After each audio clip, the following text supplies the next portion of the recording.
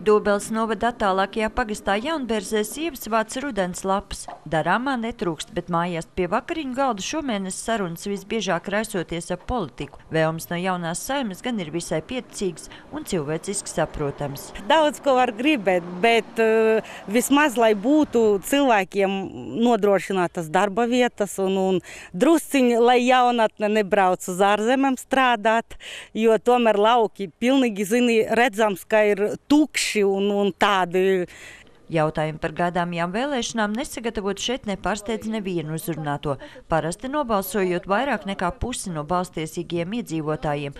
Informācija tiekot gūta no visiem iespējamiem kanāliem, taču izprast politiķu runāto nesot viegli.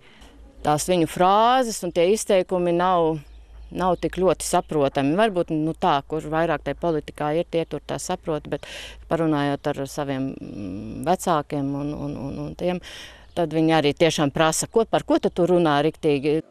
10 kilometrus tālāk Bērzes pagasta Bērzes ciematā nav ne reklāma ar politiķu portretiem, ne arī vēlēšana iecirkņi, taču balsot esot jāiet. Nē, jānokļūst jābalso ir, tā taču nevar.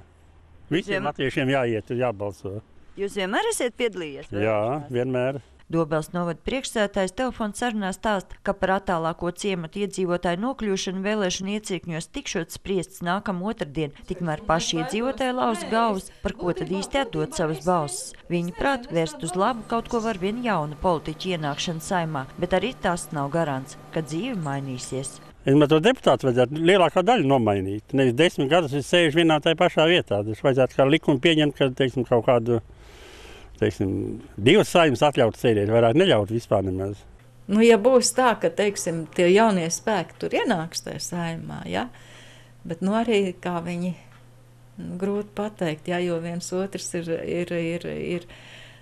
ir teiksim, viņš kamēr nav tur nokļuvis, viņš ir svaigs un tā tālāk, bet vai viņam atļaus strādāt?